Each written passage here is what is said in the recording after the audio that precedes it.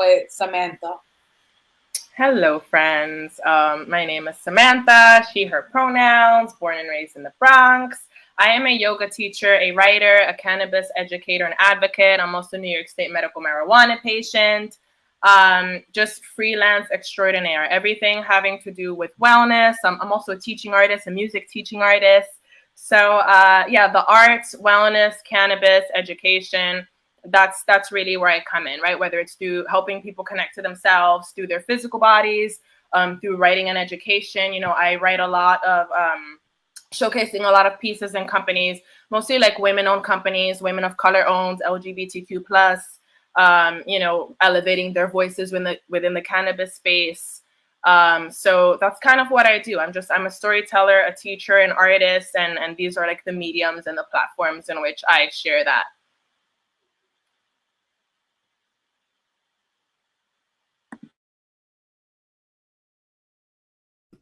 I'll go next.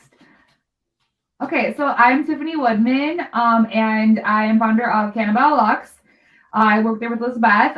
We also have Sky and Wyatt and High Potential Agency and Cannabis Lux. It's really, guys, everything we do is about like woman, weed, education, diversity, and really kind of putting cannabis into your lifestyle and not you into the cannabis lifestyle. So we're just all about that, really everything that comes through pop culture, tech. We are very interested in just helping people, adding good to the world through cannabis, and enjoying ourselves as well.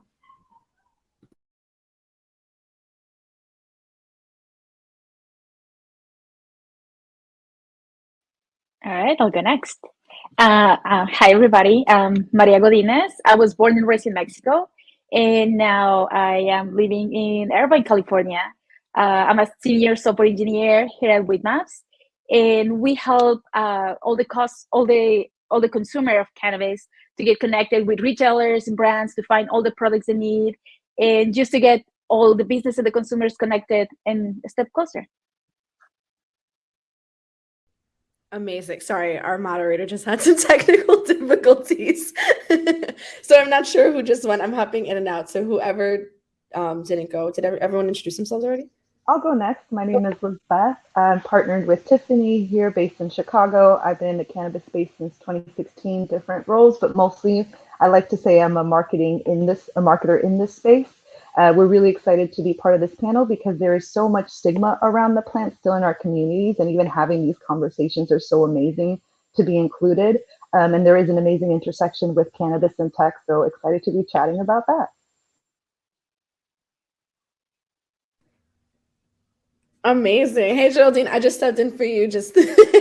I'm gonna let you have it back though, but I just wanted to make sure everyone got a chance to introduce themselves. Oh my God, look at that cute puppy, Tiffany. Oh my God, I can't. All right, I'm gonna hop back out and let me know if you need me. Thank you so much. Perfect. Yes, apologies, y'all. The tech be teching sometimes. And I'm like, you had one job, but it's okay. We're back and we're going to keep this show on the roll. So thank you, everybody, for introducing yourselves. And my next question is, what is Canna-Tech?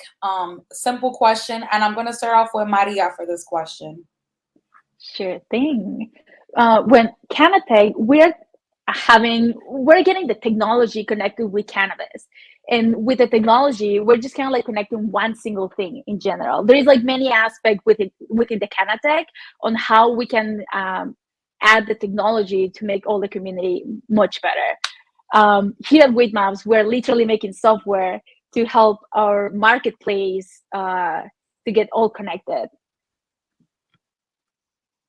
Beautiful. Thank you so much for sharing that. And also, as somebody who's like newly finding out about Cannatech as well, it's very important for me, and I'm pretty sure for everybody here, to learn more about it. So next, I'll be asking Lizbeth the same question. What is Cannatech? So I really see the two industries coming together, both on the business side, so different ways that platforms and services can work together, but also on the consumer side, on the community delivery service. Although cannabis remains illegal at the federal state, each state has their own experience and their own industry. Here in Illinois, it's so much vastly different than California, and even New York is making some gains as well.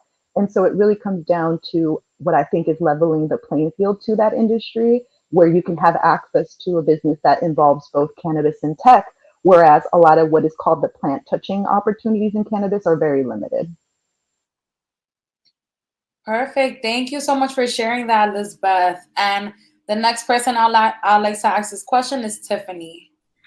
What I think is so cool about cannabis and tech is, again, it's one of those ancillary things that it's like, it can be HR tech, it can be vending machines, it can be an app, it can be so many different POSs, like weed maps, or like for growers, we actually know these amazing women from the LGBTQ plus IA community that are doing a back end grow operation called Black Thumb for pitching them because I love them, but for operators for growers. And I had never even thought about like, what do you do as a grower when you're doing that? And then like, how do you know how much you grow and like where it goes and how to manage it? So it kind of can go everywhere. And I think it's one of those opportunities that's just super cool to, people always say, do what you love. Well, there's a lot of people that love cannabis. And if they can do their regular roles, like a program or software, and be in a field they love that's newly emerging and has so much possibility, I think it's just a no-brainer how cool it is. I 100% agree. There's so much opportunity there, and with it becoming legalized in a lot of different states, it's definitely a booming market right now. And lastly, I would like to ask Samantha, what is Cannatech to you? Yeah, Canna-Tech to me, and Lisbeth, you hit the nail on the head in terms of, and I'll speak more to like the consumer aspect of it. Just this idea that like, right, with tech, right, and obviously those of us who have access to that, right, like it can connect folks beyond time and space, right? So throughout the pandemic, when we're in quarantine, right, and all of that, not going anywhere, right, there are a lot of connections and communities specifically centering cannabis, as well as like my work, for example, as a teacher, as an educator, being able to still integrate that and find community and educate community through these different platforms and things that we didn't necessarily have before, especially when it comes to cannabis, obviously. So being able to still, right, educate, right? Like obviously we live in the digital age, right? There's so much access to information, which is super important as well, right? Like knowledge is power, and empowering people with information that way, right? So I think for me, like just as a community builder, like that's where I find like that link between cannabis and tech. Like we, especially in the USA, right? Like nothing's cohesive. Everyone's doing their own thing, but still being able to connect with folks, right, from Illinois, from California, from New York, and educate and empower each other, as well as consumers, right, as well as patients, all the things. That's such a powerful aspect of the tech piece when it does come to cannabis, which is something that we really didn't have before, right? Like, I mean, I feel like prior to maybe even the last couple of years, it's kind of been like the Wild West, right, when it comes to cannabis.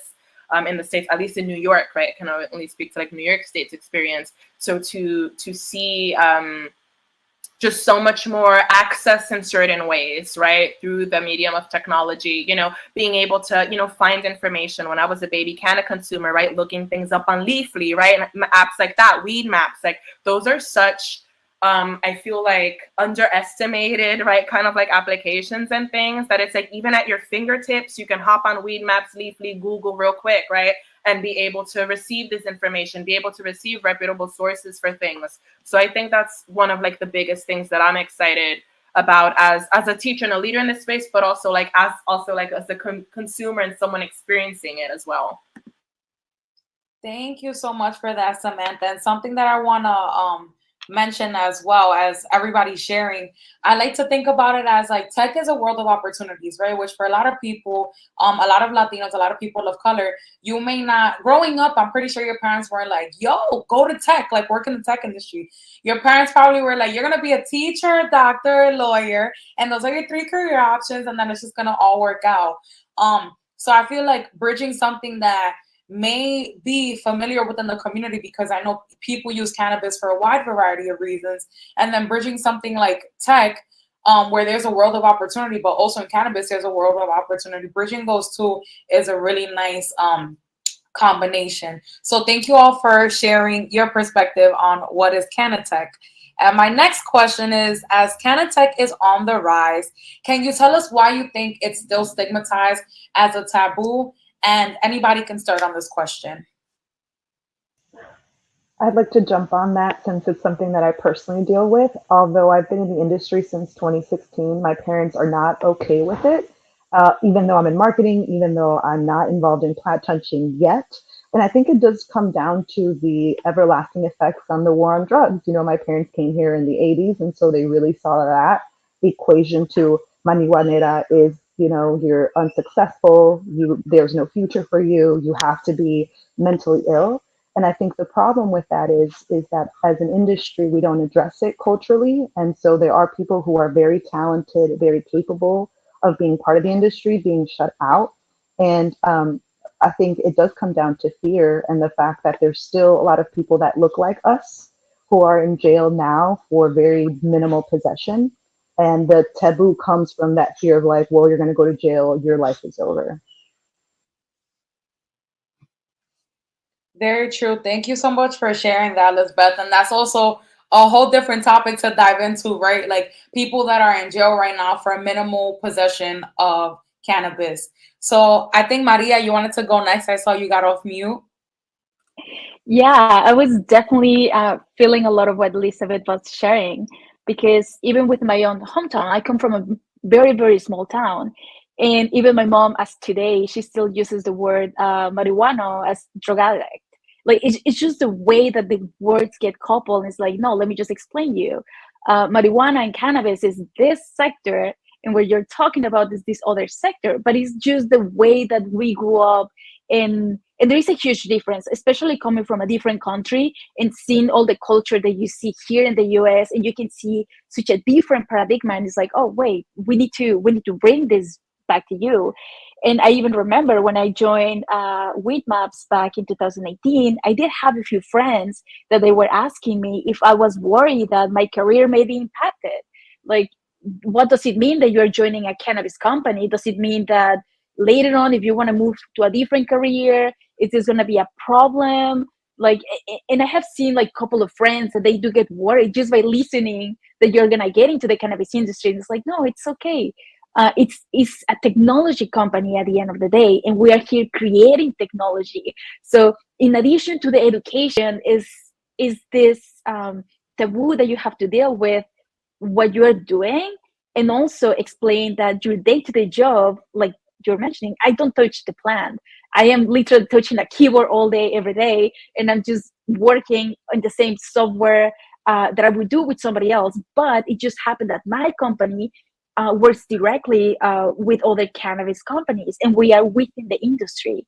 But it's an interesting taboo and a stigma that is still out there, that the moment that you join the cannabis impact, that's when you can start seeing and listening to a little bit more of these conversations. I'd love to add on to that because I think that's such a strong point. And I have an HR background, and I think that is a real fear of people is if I work at a cannabis company, and I think we'd love to say that people don't assume things, but there is an assumption that if you work in a cannabis company that you're very pro-cannabis, obviously, and that you use it, right? And then all of the taboos that we have societally come in. So it's sort of like if you're looking at resumes, there is that real fear, and probably to some level is truth, that you might get rejected just because, like, you know what, I don't want to deal with it. And there are people who are like, nope, I don't want to do it. So I think from an HR perspective, there is such a fear of that stigma following you. And for people who are in the green closet, you know, as they say, it's like, do I want to put myself out there? And I think that when people also realize that, you know, this is a great new opportunity and you do not have to be a cannabis consumer, it does not compute.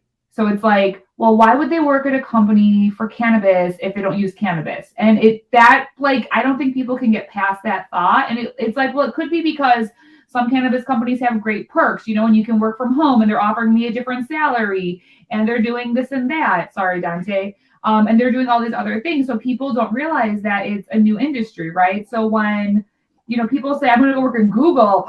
Wow, Google. But to us in cannabis, if someone's like, I'm going to work at Weed Maps, I'm like, ooh, wow, like you get it. So to me, I think eventually people will get that same thing of like, you're working at Waze. Oh, no, you're working at Weed Maps. And so hopefully the more opportunities, and if it becomes federally legal, hold on. My dog is, his nail got caught. Someone asked that question of the shift. I would say that when it becomes federally legal, you're going to see so many people unafraid to apply when they're going to see salaries and the demand for jobs, especially in tech, help desk, all these analysis. So I just think all over it's going to be, when the stigma is done and it's passed over, it's going to be awesome.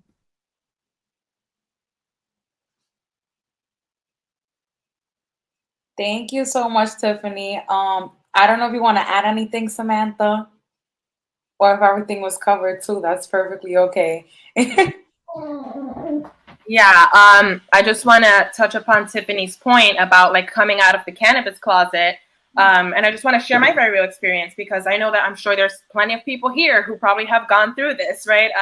I'm also, a teacher. I'm a contractor, like within the DOE. I come in and out teaching yoga to elementary schoolers. So I was in the cannabis closet for a really long time, rightfully so, because I'm like, oh snap, like I don't, like what if they find out? Am I going to get fired? Like I need this job, right? Blah, blah, blah, those things that come into play. And those are very real concerns. Like I want to speak to that for a moment because, right, survival, especially in America, right, that's very real. Nobody's trying to risk that, right? You have a job, like you need that job, like we're all trying to survive out here. For me personally, I came to a point in my life where I was like, you know what, if someone doesn't want to work with me or doesn't trust my work or, just my being as a human, just because I consume cannabis, that's not an environment that I want to be in. And those aren't people that I want to work with because this is very much part of my life, my lifestyle. Again, I'm also a patient. This is my medicine. So it's like, it's so acceptable, right? When teachers are going out to happy hour, right? in the little, like, teacher sessions and everyone's getting drunk in front of the principal. That's cool and that's acceptable. But like, God forbid, I get found out to consume cannabis. So it, came to the point, long story short, where I was like, you know what, whatever. I'm coming out of the cannabis, closet. I'm putting my Instagram on public. Like, I don't care. This is who I am. Did it jeopardize my career? Not at all. I still get hired. My employers know about me and my life. And guess what? They know that I do a great job because they still hire me back. They still renew my contracts because they know the value that I bring to their students as a teacher, cannabis or not, right? Because you can drink your glass of wine at the end of the day and nobody cares. Everything's fine. So I think it's very important for those of us who can, because again, not all of us have the safety, not all of us have the resources or the means to be out and about as cannabis consumers. But for those of us who are, or if you're just like in that space where you're like, you know what, I'm willing to take this risk, take it. Because the more of us who are teachers, parents, doctors, educators, software engineers, doesn't matter who or what you are, this plant is for everyone and can be used for everyone. And the more of us from all, no matter what your race is, what your career is, whatever, the more of us that feel more empowered and give representation to this plant and as consumers, the more that we start to shift these stigmas. So I think that's very, very important, just to add on to that, and just to share my experience, because there are real legitimate fears. Cannabis is still federally illegal. You know what I mean? So from state to state, things are drastically different.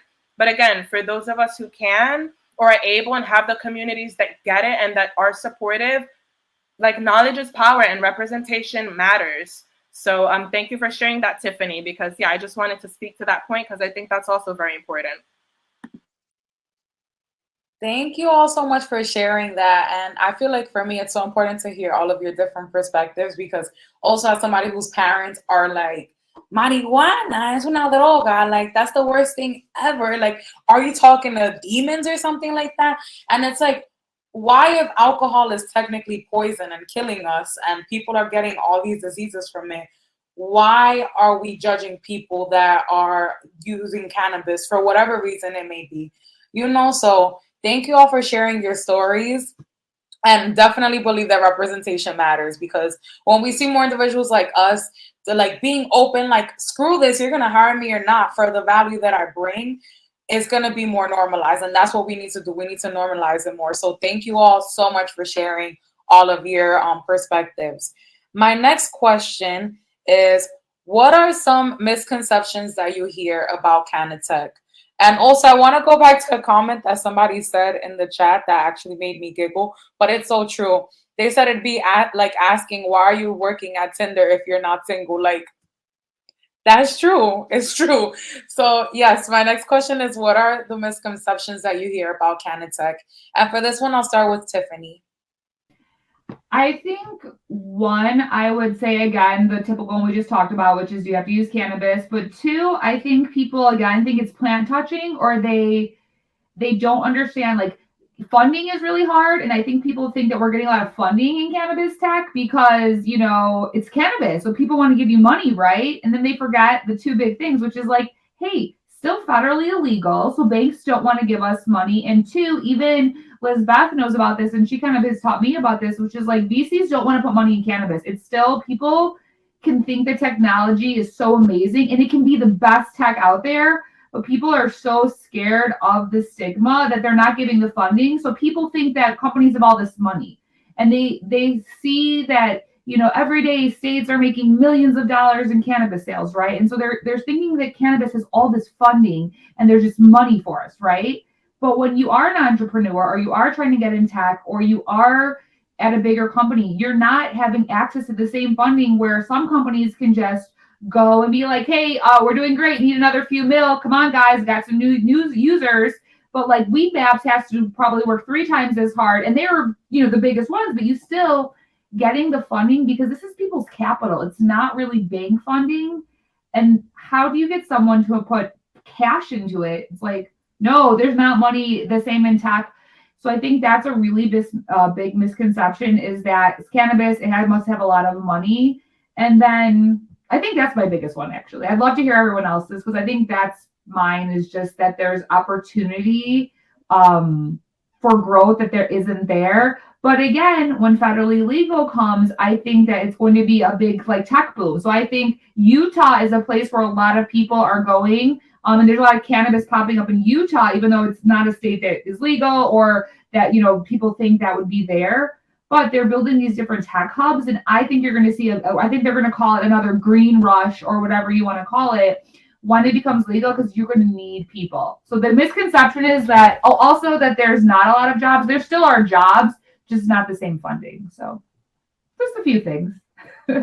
Thank you so much for that, Tiffany. I feel like that just opened my eyes as well, because it's like, yeah, we do think that it's opportunity. Like even me, I'm like, yes, there's definitely opportunity there, but it's not like you're gonna be like, yo, let me roll with my home dogs to California, to the venture capitalists over there, and they're gonna be like, yo, here's $50 billion just because your company's cool. That's not the case, you know. It's not as easy as that. Or they think it's a cool company, like you're going to join, you know, like Google again, and it's going to be like break rooms and this, and it's like, no. We're scraping together, and when you add in that you're a person of color or a woman of color, you take that so much further. So I think there's just this disparity of what people think the Silicon Valley tech boom was to what cannabis and tech is. And it's like, look, we're doing some hella cool shit, to put it bluntly, but we need the funding. So that's just another misconception of like not having, it's not equating the same. And I always say this, whatever you think, how well you see someone doing on the internet with all of our companies, a lot of it is smoke and mirrors, and we're all just doing our best to get by.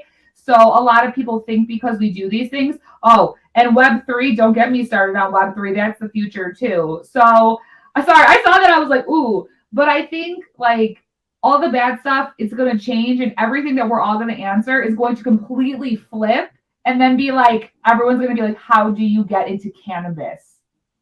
And they're all going to be wanting to answer a different question of like, do you smoke? And people are going to be like, well, I tried it. Well, I took an edible. And they're going to have this really weird connection of like when they're in HR and someone's like, do you smoke? And we're like, well, no, or whatever we say or don't say. They're going to have a totally different answer of like, well, I tried it once at a party with my mom friends. We had an edibles party. To Samantha's point of wine moms are acceptable, weed moms will be acceptable. And I'm going to stop now, but thank you guys. Thank you so much, Tiffany. And I'll take it to Maria next. What are some misconceptions that you hear about Cannatech? I think the common misconception that I keep hearing from many people, whenever I say, oh yeah, work at Weed Maps, the first comment I hear is, oh, so you're a bunch of stoners. And that's just like the conception, because you're a Weed Maps, and we were talking a little bit about this one in the previous question, but when you're in the industry, everybody thinks that you're a big stoner and that's the only thing you do all day, every day. For starters, I do have some friends and coworkers that they are heavy smokers, and people that use it as medical, and also have friends that they use it just recreational, both cases, and they are brilliant. I also have other friends, and myself, I have a very low tolerance. So if I do a little edible, or if I smoke a little bit, I know I'm going to fall asleep. So, but I still like it, and I do it recreational all the time. but you cannot understand what are your abilities and also what you can do and when, and it's just that portion. So the other thing is, people tend to think like, oh, because you are in this portion, is Sweet Nuts, and it's all about, cannabis, you guys don't work as hard. It's like, no, at the end of the day, it's a technology company, and we have a bunch of styles, we have so much work in the pipeline, and in fact, we produce so much work all the time that it's amazing. Once you start like looking everything that we did within the sprint or the month or the quarter, it's like, whoa, how were we able to create this much amount of work, but it still feels really good because we have such a good community and we're always helping each other within here. So that's just one of the things that I constantly hear about, that misconception on what we do, how we do it, what people think about it. And it's like, oh, wait, let's just have a conversation about this. Thank you so much, Maria. And that also makes me think, like, people probably think that y'all are like twiddling your thumbs and lighting up blunts and stuff like that. And that's not the case. That's not the case, especially when it's like you're probably a part of a smaller company. You have to do like triple times the work, like Tiffany was mentioning earlier. Like, it's not as easy. You still have to put on sale. You still have to make sales so people could get their salaries. You still have to worry about marketing. You still have to worry about website design, UX, UI design, software engineering, all these things that everybody else has to worry about. So why is it that people are like, nah, y'all just chilling, like, it's fine? So yeah, that's just my 2 cents. I'm gonna go to Samantha next. Yeah, there's just like a couple points that I want to touch on. One of them, going back to someone's comment of like, why you're working at Tinder if you're not single, right? Like this assumption that if you're in a cannabis space that you must consume. And like, yeah, a lot of us do, but also a lot of us don't. A lot of my clients, even in my classes where I integrate wellness and cannabis, yoga and cannabis, some of them don't even consume, but they believe in, they believe in the larger kind of mission of cannabis, right? Cannabis is social justice, racial justice, healthcare justice, environmental justice. Like it's so intertwined with so many things that it doesn't matter if you're a consumer or not. If you care about these things, if you care about prison reform, right? If you care about, choice, right? Like we talk about choice, right? And choice for our bodies, options for medicine, right? Alternatives, all those things, then this is also your fight, right? Like I was always stunned when I see folks come into, my classes or come into my work and they don't consume, and they're like, no, but we really support this and we believe in this. And, that kind of allyship, right? We talk about allyship in so many places, right? Racial allyship, LGBTQ plus allyship, all those things. It's also in cannabis, right? Because that touches upon all those things as well. So I think, right, like that's also one of the misconceptions, right? Like if you care about cannabis or if you speak on cannabis, then you're a consumer and like, oh my God, right? People have a million opinions about that. But allyship, we love our allies, whether you consume or not. If you care about these things, this is also your fight, right? So that's one of the first points that I wanted to make. Or actually, I think that was actually the only point that I wanted to make to emphasize Maria's point, because that's super important. Like there's more than one way to show up in this space, more than one way, right? Whether you're on the tech side, right? Whether you are an educator, right? Whether you are in the plant touching business or not, the cannabis industry is so freaking new here in the States as well. And again, it's different everywhere. And there's more than one way to be involved. In New York State, it's very interesting because now, since we legalized in 2020, when we legalized in March, 2020, 2021, honestly, I have no concept of time anymore, right? Like pandemic brain. Now there's so much emphasis now that we've the adult use regulations are sort of being established, and, all the chaos that is involved in that, right? Like there is so much, we thought that the adult use market would be ready by like 2022, and it's not looking like anything's going to happen till like mid to end of 2023, right? Like there's so many moving parts and there's so much emphasis on adult use, right? That everything else gets lost, right? Medical patients, medical programs, right? And all the other things besides just adult, like everybody wants to get licenses and open up dispensaries, and that's fine. We love to see it, all the support in the world, cool. However, there's also there's also so much of an issue within that. I think we mentioned it a little bit before in terms of like equity and access, right? Like there's so much talk of equity, and then so much of that gets lost, right? And so much of, the large, big companies, rich companies, also non-POC stuff, right? So that's highly problematic, because when we're talking about equity and centering under-resourced folks, a lot of that is getting lost in the mix. So accountability in Canna-Tech as well, and just in the cannabis space, period. It's like, it's not just enough for us to sit here and open up our dispensaries or have our business or blah, blah, blah. Like, there's so many things behind the scenes that are equally, if not more important to this cause, because there's still people incarcerated for this, right? Like expungement now. And it's not fair for like all these billionaires to come into, like the New York market for a second. Like New York weed should be owned by New Yorkers, right? So I don't think people really realize this unless like they're on the inside like us.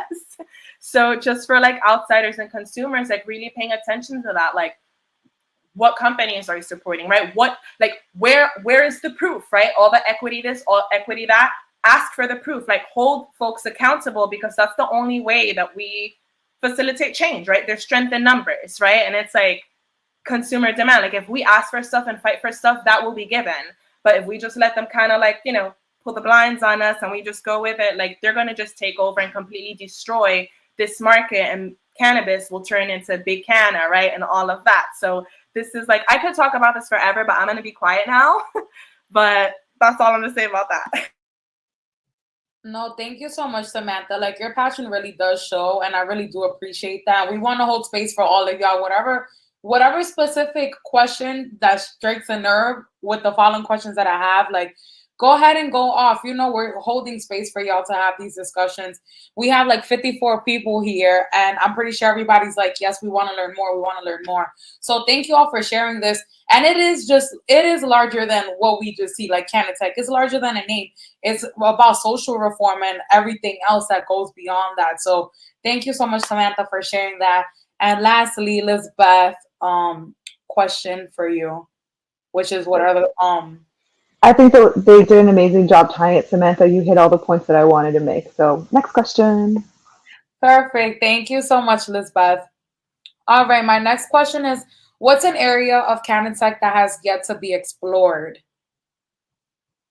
So I think I'll jump in real quickly. Go, partner, go. That's my partner. Go, girl. So I think Web3 is a huge one as far as for Latinx folks to explore, because I think there's still a lot of misconception of what that could be. And we're actually considering some projects. I know someone asked if there were some cannabis NFT projects that we have seen. We haven't supported any yet, because to that point of equity, and it's something that Tiffany and I are very passionate about. I think as we move forward in the industry, is who we work with, who we uplift, who we support is going to matter. So a lot of the conversations, especially here in Illinois, is around MSOs, this idea of these multi-state operators coming into the space, taking the culture, putting subpar product out, and really tapping into the industry and not hiring folks. We have a lot of gatekeeping here where the large companies are hiring very limited roles. A lot of the roles are brand ambassador roles. So I'm worthy of putting my face out there, but I'm not worthy of being part of leadership or owning equity. And so what for me has been is having these conversations of start your own things, build your own table. To a mantra that Tiffany and I have is like, for so long, we've been trying to get a seat at the table. We're going to build a house where we see each other. Thank you. Screw the table. We building a house. Thank you. Yeah, we say that. We literally, our new line that we came up together, and this is also my partner. We're sitting there. We're like, what is it? We hit the moment, we're consuming, we're working together. Our anxiety is really low. And we were like, yeah, it's not a place at the table. It's a whole new house. We want you to see our whole house. Don't just come to our dining room and then walk out. Come to my kitchen, go to the backyard, watch the dog, go do whatever, go to my pantry, eat like it's yours.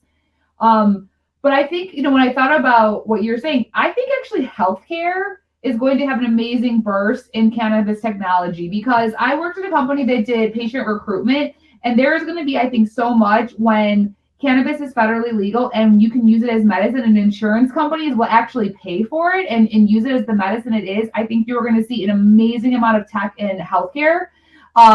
Going to Samantha's point, yoga, wellness. I mean, you're already seeing the wellness aspect, and we're all kind of there.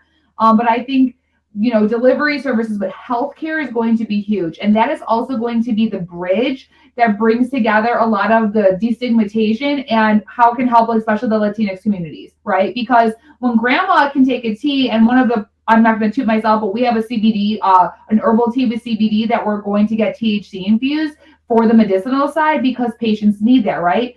But when grandma has cancer or arthritis or neuropathy or whatever grandma has, and you can give her cannabis, and we're able to have correct dosing in hospital systems because they're using POSs that are actually doing more research, right? Because universities are doing more research into cannabis and psychedelics and medicine, right? So universities are doing research, which then goes to the clinical trials, which is going to be approved by insurance.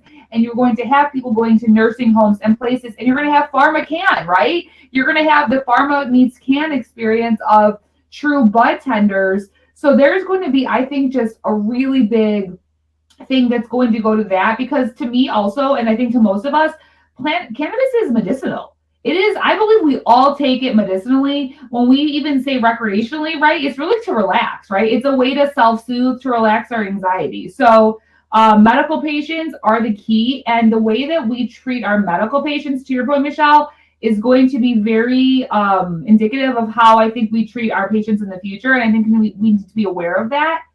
We need to look at states that have gone, like even Illinois here, that have been medicinal and recreational, and how we treat those people. But on the positive, there is so much in healthcare that is going to branch out to education, to legal matters. And it's going to be this whole wave of like, where do you get your stuff? How is it produced? Is there going to be organic cannabis versus, the Walmart of cannabis, right? And we're going to find so much. So I just think like systems that are going to help figure out dosing and insurance and budgeting is going to be where it is. So like, right, as cancer patients. So, right, and cannabinoids. I'm going to take this for a second. Like all of these things, terpene research, just getting it to infuse, like it's just going to be crazy. But healthcare is going to lead it, because that's what's going to get people who will not try cannabis in any other way to try it, and to destigmatize their families when a doctor is willing to prescribe it to you and say, I'm your doctor, family doctor, GA, and I'm saying the Blue Cross Blue Shield is going to pay for 1/8 per week for you, and you're going and picking up and getting your medicine at a discount because you use a Blue Cross Blue Shield preferred dispensary that they partnered with versus whatever. You're going to see a whole thing, Maybe we will see, what is that, guys, what's the prescription that you guys use online? Gold RX or whatever, the free Good RX. You're going to see a weed RX, right? Where maybe there's weed discounts for that. So sorry, guys. That's sorry. I'm not sorry at all. I'm so happy to share that with you guys. Yes, I was going to say, don't ever apologize for being passionate about this. So thank you so much. And it makes me think too, like, when studying about wellness, right? You see like a lot of people talking about like the effects of like long-term like medicines that people are prescribed that it's not actually good for you. Like everybody's like, oh, you want to lose weight? Don't take these pills. Eat a whole food diet. So that's what I'm thinking about in terms of like, get plants to help you heal what you need to heal. Not over here using Titiru Mundati's thing that they fabricated in the lab that's not really good for you, That's just putting on a Band-Aid on a long-term issue. But cannabis is here to fix that. So yeah, doctor's giving it, right? If your grandma heard that a doctor was going to write it for her, and like the people that they respect in the community are saying it's okay, then exactly, yeah. Because if you tell grandma, yo, let's go, she's gonna be like, "Tú estás loco? Like, you crazy?" But if the doctor says it, they're gonna be like, "Oh yeah, like let's do it." So thank you so much for bringing that up, Tiffany. And next, whoever wants to take this, Maria or Samantha. I can add one more thing on this one. The financial system right now, because it's still federally illegal, it's so hard to get the loans, the payments, anything that goes through the banks, your transactions in the store. You cannot use your credit card for any of those. Like, there is like so much work for Cannatech that needs to be done in the financial sector. That I'm just hoping that soon enough, there's going to be some legalizations in there, and then we can enable that, because that's going to revolutionize the industry too. Thank you so much, Maria. Okay. And one thing that I want to remind everybody, if you do have any questions, please put them in the Q&A and we'll get to them at the end because I'm pretty sure that everybody has a lot of questions. But that will be at the end of the question. So there's a Q&A section on your screen that you should be able to see and put in any questions that you may have for our lovely panelists. And my next question is, what can Cannatech do better to promote better opportunities for the Latinx and BIPOC communities? And I'll let Lisbeth take this one first.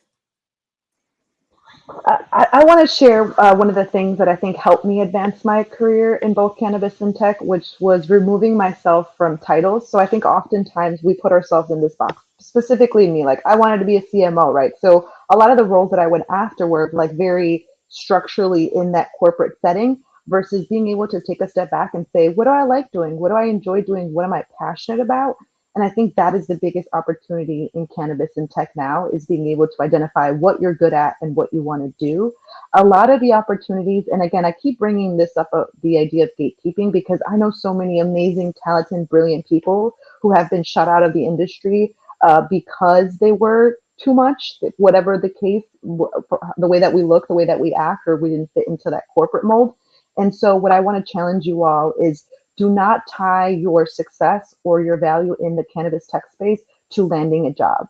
Instead, find communities locally that you want to be passionate and involved in. Create your own events, create your own opportunities. I think right now the biggest thing too, and I didn't have a chance to add, is in the creator space. So a lot of these companies need content. They need a lot of that educational community building. So if that's something that interests you, go after that.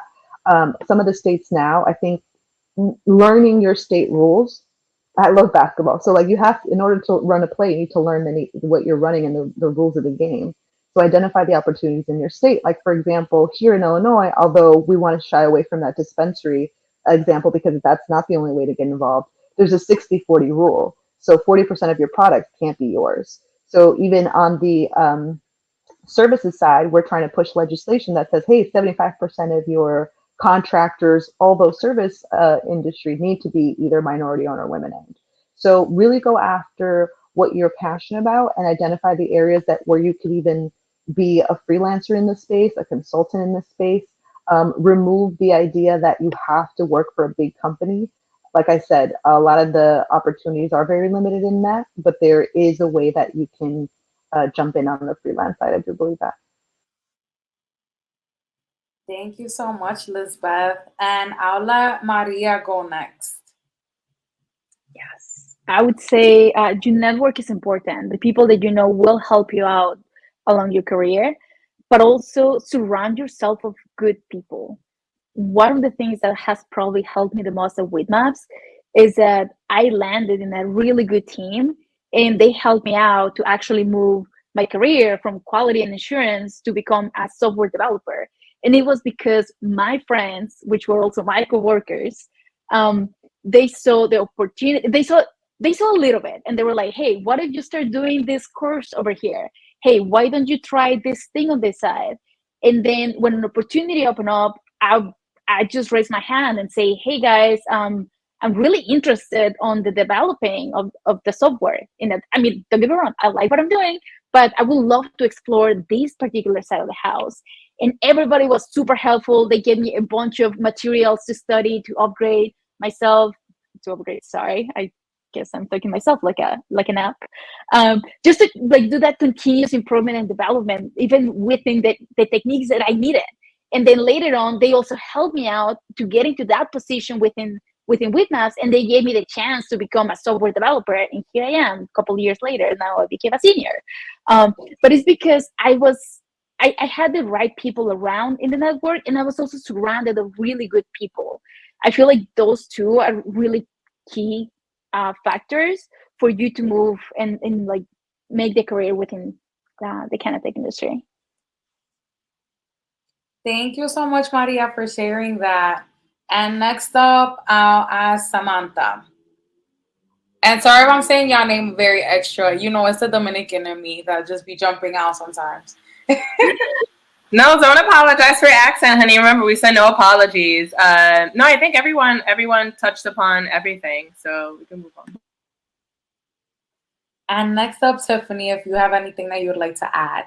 I would say two things. One, I think one of the part of it I think you asked was like how maybe the tech companies can do it. And what I would add is that I think that more tech companies should realize that a lot of people who use cannabis or are part of the field are actually pretty relaxed, and you actually get a great pool of people, again, that maybe, again, to Maria's point, put a cannabis job on, other people have overlooked them. If you're really looking to expand your talents, first of all, support the events. So tech companies should support our events, right? So they should be going to the cannabis events. They should be looking when we do MJ Biz or bigger events, and they should be putting themselves there because a lot of companies, I mean, let's talk marketing. They don't drug test. Okay. There's a lot of fields that don't drug test because they understand creative people or different fields.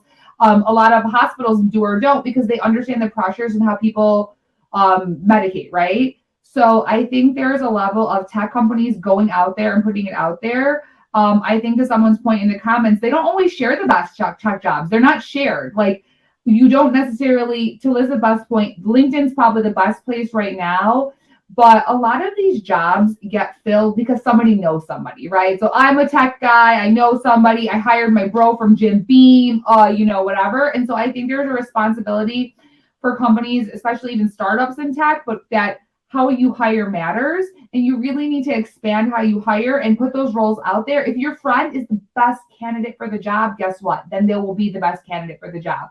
But if you actually put yourself out there, and you see what you might be really surprised at who applies to your job, and you get all of these people, and there might be roles you didn't think of, or you might recruit for something else. So I think there is a real need for tech companies to put themselves more in cannabis and expand their thinking of recruitment. And then on the other end, I will tell you that there are a lot of startups, and this is a beware story, and I'm going to give you guys my little beware story, okay? Beware story is I had somebody come in very, very charismatic, and I got into this whole cannabis app, gaslighting crazy experience because I had this person who was like, I'm doing this cannabis app.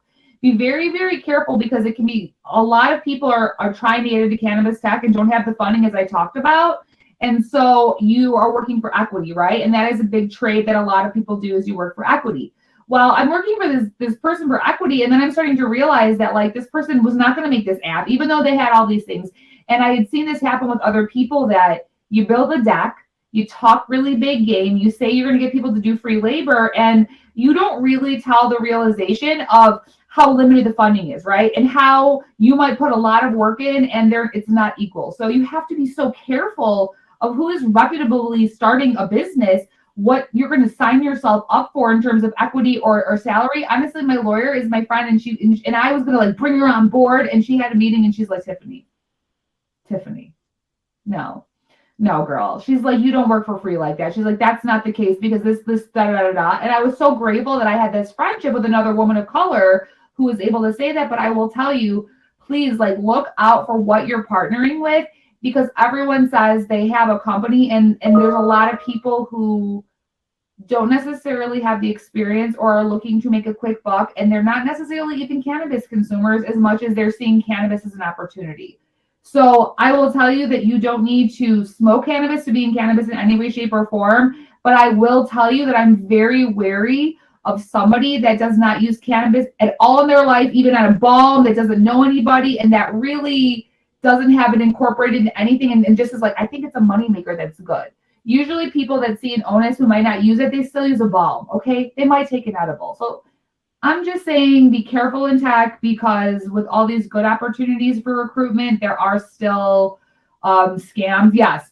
Ha ha ha ha. Let me tell you, Samantha, that is the slogan that my person used. So I can tell you it was a people over profit person. And when I realized that I was like so excited about the passion these people had, that I would just be careful, right? So that's all I can say.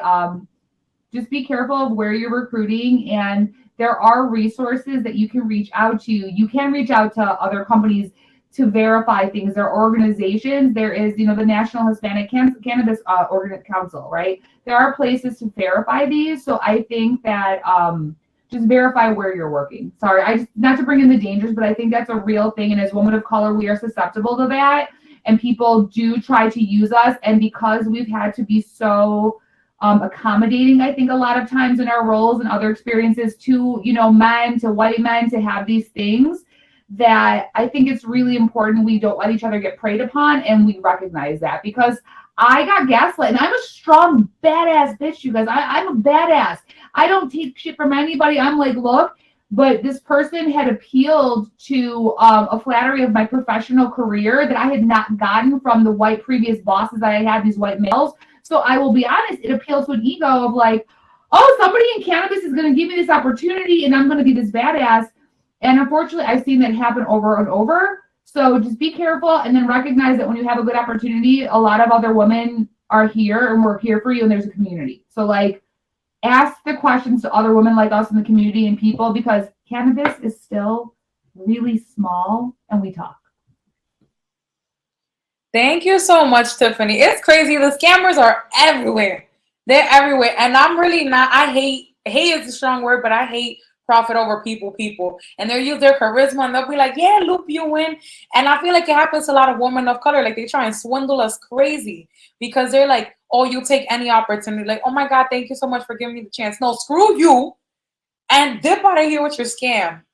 Thank you so much for sharing that. Also, if I could just add real quick to that point, and that's what I was saying before too. It's like, of course, like beware of that, but also the fact that, like, again, like folks who, there's so many people now who love to speak on equity, right, and use people of color and folks of color, right, and use, you know, all the levels. I'm gonna and just speak into my own experience, right, as a queer Latina, right, of color, who love to use that as like a, oh look, yeah, da da da. But then when it comes down to it, you're like discarded, right?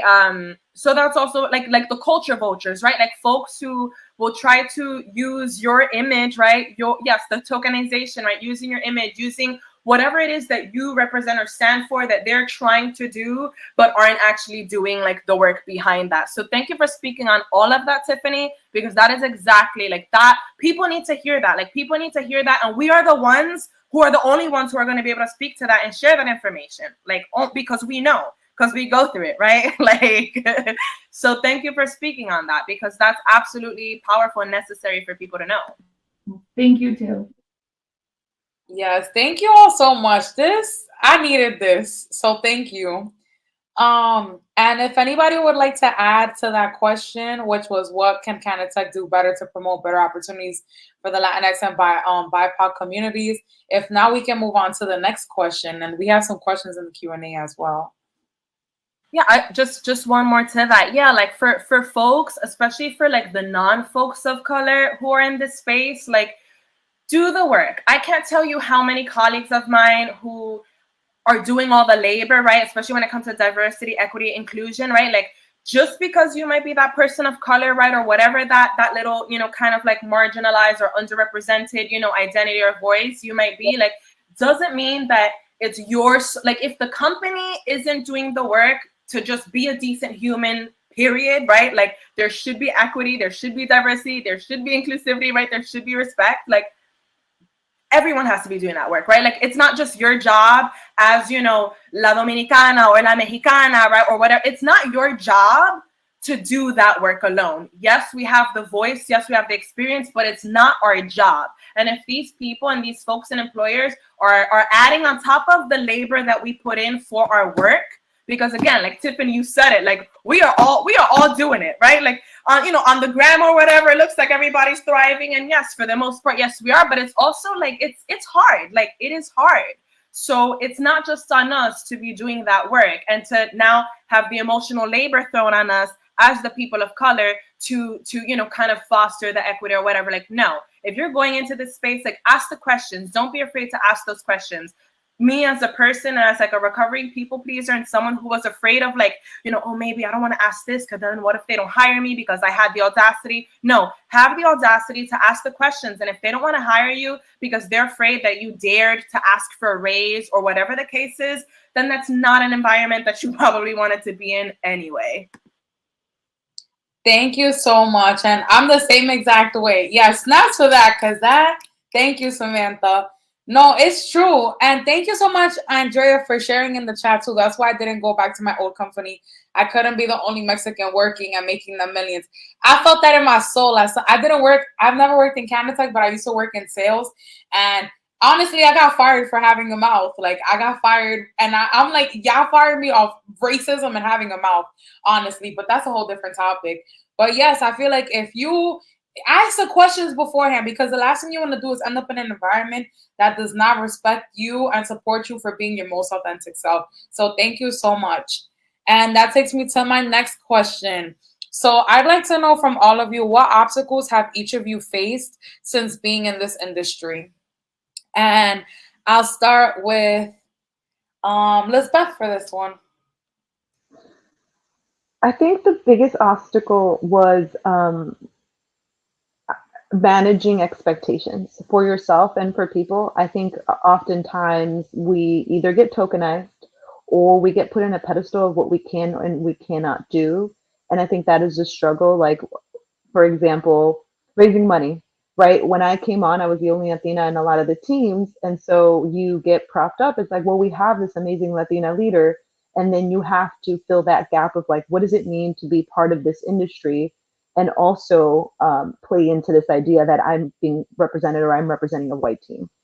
Since then, though, what I have really found has led to my success was seeking out companies that align with my mission, was understanding that we're not going to change everyone, we're not going to change the industry overnight, but to an earlier point is like who I work for, who I contribute, even Tiffany and I are very cognizant of the events that we participate in here, even as attendees, not just speaking even as attendees. I feel like when we go to something that we're not supportive or we're supporting a brand just because we want to be nice or appease to others, or even sometimes the ego does the cloud chasing, right? There's this big ass poppin' party, this whatever is hosting. I don't agree with them and I don't align with them, but why can't I go and take my picture and share it on Instagram, right? So I think there has been that balance of how can I continue to be of service and an advocate and understand that it is a privilege to be in this space. I say this all the time. It is a privilege to wake up and be and work in a cannabis company when there's so many people who have been impacted by this industry. So one of the things too was, and we talked about earlier, I've been in cannabis since 2016. I didn't update my LinkedIn about it since 2020. And that was because I was predominantly in tech jobs and in that green veil, right? Because it was taboo, because VCs were not touching it. And it wasn't until the last year and in strengthening my partnership with Tiffany, and she can speak to this too, that I've come from the shadows and have been more forthcoming about my usage, have done more interviews and more panels where I am talking about being a Latina in this space. And I will say it's not easy when you don't have support from your home team because they don't see your job choice as a good choice or a smart choice. A couple weeks ago, I was talking to my parents about being part of Benzinga, this amazing cannabis conference. And my parents are like, when are you going to get a real job? So I think that there is that continued, battle of the stigma outside and within. But all of that to say is that I have been really grateful, even this opportunity to build with women and other folks in the space that have that same mentality and raise each other up. So while the challenges have come from that cultural dissonance and having a conscious mind of like, hey, I'm part of this industry that's very exclusive, right? And on purpose, right? This industry is not meant for us, is not built for us. But that is, I think, that where we love to say in tech, we democratize. Like, this is how we're democratizing Canna-Tech, right? It's just by being ourselves, showing up, being authentic, and sharing the struggle. Thank you so much, Lisbeth, for sharing your story. And I pray that you get more spaces as well to be able to share your story, because I feel like all of you deserve to have the platforms and opportunities to be able to share more about this and to destigmatize on Cannatech, because I know that it's not easy. Like, I feel like y'all are carrying the weight of the world on y'all shoulders right now and taking a lot of pressures, not only from your families, but from the outside world, because people, it's such a taboo topic, So thank you so much, Lisbeth, for sharing. And I pray that you all get the platforms and opportunities that y'all need to be able to make the impact that y'all want. And I'll take it to Maria next.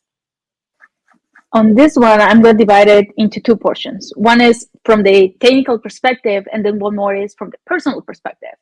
So on the technical perspective, I mean, it's a big monster. There is like so much things going on, but the fact that it's so different and so at every single location, every single state and cities, they have like their own regulations. They make the software difficult because you need to make like this technology and these features that are general for everything, but at the same time you need to accommodate like all these particular rules that depends on the region. It depends if you are here, but if you are like from a different place. So there's like a lot of custom logic that we have to deal with because of the region and the states and the rules that changes so often.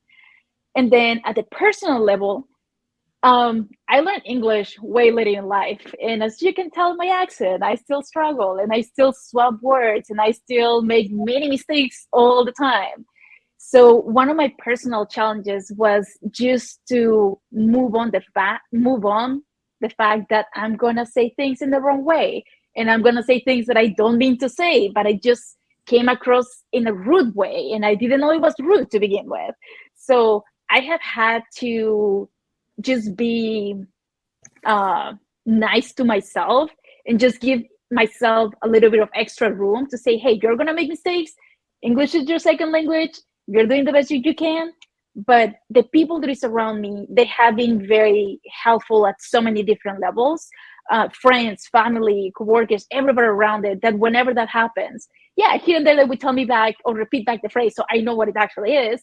And sometimes they just keep moving on. And the best part is for the work that I'm doing on a regular basis, it matters what you are making when you're building and what you're producing out there and the teamwork that you're pushing on it. And just being a good communicator, it doesn't mean that you have to have good English, which, believe it or not, I thought that would be a problem. But you can do that even though when you struggle with English as a second language. So, yeah.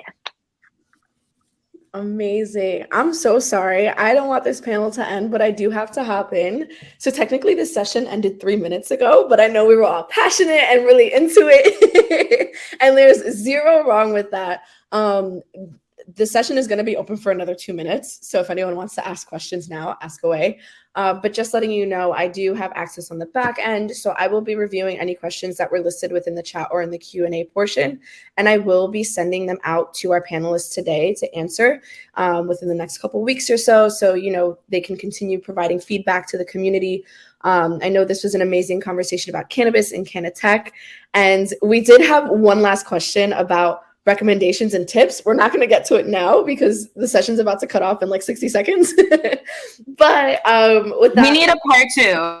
Yes, and that's the other thing I mentioned in our other session, because our other session happening was Taboo Tech, mainly talking about femtech and sex tech. My fault. I didn't realize that they would be so great, and I ran them at the same time, but both conversations were amazing. But we're going to potentially implement Taboo Talks, Taboo Tech Tuesdays. So, you know, whether it's on IG Live or whether it's, you know, other panels and sessions in the future, but it's about to drop. So thank you all so much for coming. I appreciate you all for being here. It means the world. Shout out to Geraldine for moderating. That energy came through. And one quick second cheese for us. 1, 2, 3, cheese. Also, Wait a minute. 1, 2, 3. Also, just wanted to let everyone know our expo booths are happening right now. So if you want to connect with a couple of our sponsors and partners, feel free to drop into the expo tab portion on the left-hand side so you can visit, thank them, shout out to them, and we will see you soon. There's going to be cafecitos and marketing for different sectors throughout the day later on. So if you're part of DEIB or a founder, entrepreneur, C-suite, you can join those as well. That'll be, I think, at 4 o'clock. Yeah, sorry, my time is mixed up, but that's 4:30. Those start at 4:30, and that's for different sectors within the tech industry.